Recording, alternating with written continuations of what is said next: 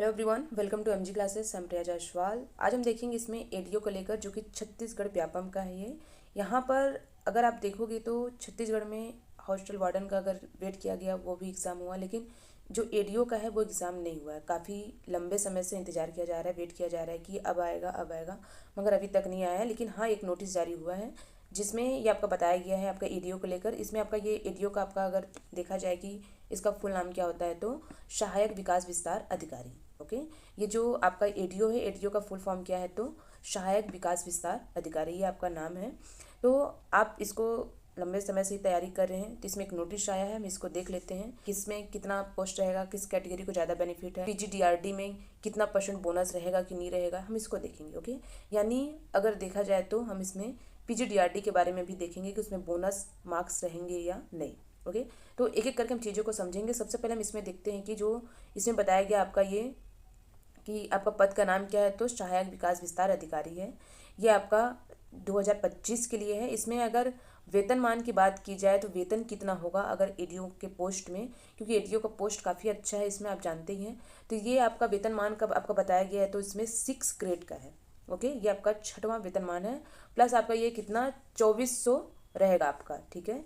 यानी 2400 बोलने से आपका ये मतलब 35 या 34 हज़ार आपका कैश इन हैंड रहेगा, ठीक है ना। और उसके बाद आपका इसमें बताया गया कि ये छत्तीसगढ़ शासन द्वारा समय समय पर इसको प्रसारित आदेशों के द्वारा इसको महंगाई भत्ते एवं अन्य भत्ते में दे होंगे। ओके, यानी ये कैश इन हैंड होंगे। उसके बाद इसमें बताया गया कि संभावित कुल रिक्तियों की संख्या कितना है, तो 200 है। यानी जो जो सीट है आपकी उसमें कितना रहेगा, तो सीट आपका इसमें 200 रहेगा। और 200 सीट में भी इसमें आपका कितना बताया गया, 193 प्लस आपका कितना है इसमें बैकलॉग सीट है, कितना आपका इसमें 7 है। ओके, यानी अगर देखा जाए तो इसमें आपका बैकलॉग सीट 7 प्लस आपका 193, यानी टोटल अगर मिला दिया जाए तो आपका 193 प्लस आपका 7 तो कितना हो गया 200। ओके, तो 200 में आपका ये टोटल पोस्ट है, ठीक है। बैकलॉग का मतलब क्या समझे आप, इसका मतलब ये है कि इसमें जो पिछले बार जो एग्ज़ाम्स हुए थे उसमें जो सीट रिक्त रह गई हैं, यानी जो सीट बच गई हैं, जो इनको कैंडिडेट जो चाहिए थे जितने, वो नहीं मिले, यानी 7 सीट उसमें खाली रह गए हैं, ठीक है। या सामने वाले एग्ज़ाम जो दिए थे स्टूडेंट, जो वो क्या हुए थे, अच्छे से पास नहीं हुए या फेल हो गए, यानी किसी भी रीज़न बस उनको क्या हुआ, कैंडिडेट अच्छे नहीं मिले, या उसमें क्या हुआ 7 सीट उसमें बच गया। तो उस 7 सीट को क्या किया जाएगा, इसमें शामिल किया जाएगा, ऐड किया जाएगा। यानी टोटल मिलाकर अगर देखा जाए तो आपको कितना है, तो 200 इसमें आपका सीट है।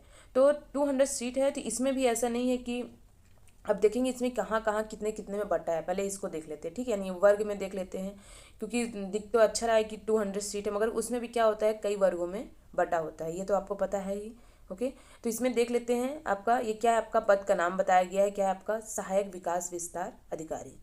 तो इसमें आपका बताया गया 193 मतलब आपका जो अभी आपको बताई टोटल पोस्ट है, आपकी जो वैकेंसी है, जो सीट है वो आपकी खाली है। प्लस उसमें आपका 7 है। 7 क्या है आपका, इसमें आपका बैकलॉग सीट है, ये आपका क्या है, जो कि आपका पिछले साल आपका क्या इसमें बच गया है सीट। ओके, बची हुई सीट को क्या करेंगे, इसमें ऐड करेंगे। उसके बाद आपका इसमें बताया गया है कि जनरल वाले के पोस्ट में 81 पोस्ट बताया गया है। अब आप सोच सकते हो इसमें 81 पोस्ट, काफ़ी अच्छा लग रहा है भाई कि जनरल वालों में 81 पोस्ट, लेकिन इसमें भी बटा हुआ है। ओके, उसके बाद आपका क्या है, आप यहाँ पे देख सकते हो 23 है, फिर आपका 62 है, फिर आपका यहाँ पर 27 है। आप यहाँ पर देख अपने कैटेगरी के अनुसार आप देख सकते हो, यहाँ पे वर्ग अनुसार इसमें बांटा गया है।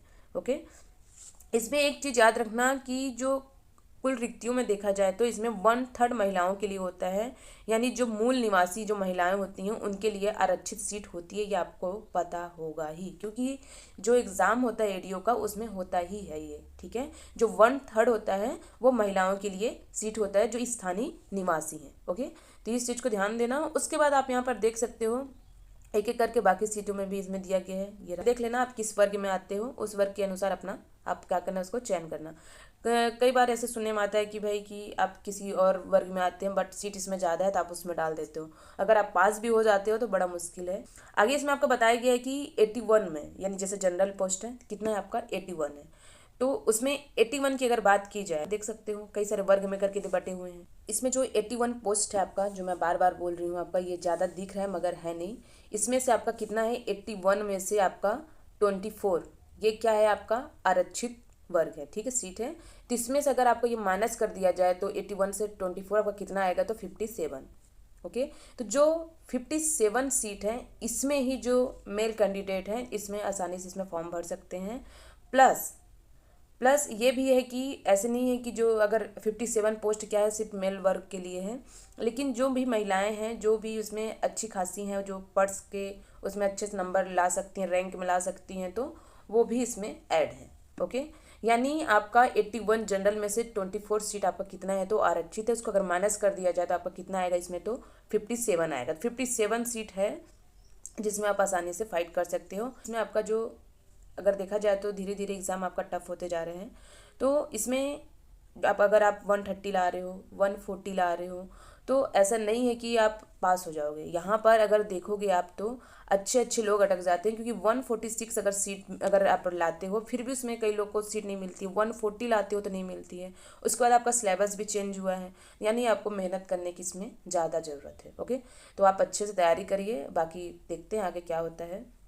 हाँ, रही बात आपका सिलेबस की, तो सिलेबस में अभी कोई चीज़ मतलब क्लियर नहीं है, ठीक है। अभी का जो 2024 का सिलेबस है वो अभी आया नहीं है, तो चीज़ें क्लियर नहीं है। आएगा तो उसमें आपको बताया जाएगा कि भाई सिलेबस क्या चेंज है कि वही है। फिलहाल सिलेबस में तो आपको दिखाया गया था कि उसमें आपका जो पहले का जो था उसमें अलग था, फिर उसके बाद जो चेंज किया गया वो अलग है। ओके, आगे देखते हैं उसमें क्या आता है क्या नहीं आता है, कुछ होगा चेंज आपको उसमें इन्फॉर्म किया जाएगा। रही बात आपका एक चीज़ और है, आपका PGDRD को लेकर जो काफ़ी ज़्यादा कन्फ्यूजन है, उसमें भी लोगों को लग रहा है कि भाई उनको 50% बोनस मिलेगा कि नहीं मिलेगा। तो जो PGDRD वाले हैं उनका क्लियर है कि उनको क्या है, आपका 15% क्या है बोनस अंक उनको मिलेगा। ओके, तो उनके लिए तो अच्छा है। अब जो नहीं है जिनके पास, तो अब वो भी अपनी तैयारी करें। अब ये तो नहीं सोच सकते ना कि उनके पास अगर 50% मार्क्स है, बोनस मिल रहा है, तो भाई हम तैयारी ना करें। क्या पता आप उनके पास वो रह के वो ना निकाल पाएँ, लेकिन आपके पास नहीं है तो ये बोनस अंक लेकिन आप निकाल सकोगे। ओके, तो आप अच्छे से तैयारी करिए। आगे अगर सिलेबस में कुछ चेंजेस होके कुछ आएगा या फिर सिलेबस जो जैसे भी जब भी आएगा आपको बताया जाएगा। ओके, फिलहाल आपका ये है, आप देख सकते हो आप किस वर्ग में आते हो, आप अच्छे से चेक कर सकते हो। ओके, चांसेस है कि आपका ये जल्द से जल्द एग्ज़ाम हो जाए इस बार 2025 में, क्योंकि 24 में तो वेट करते रह गए लेकिन हुआ नहीं। Okay, thank you.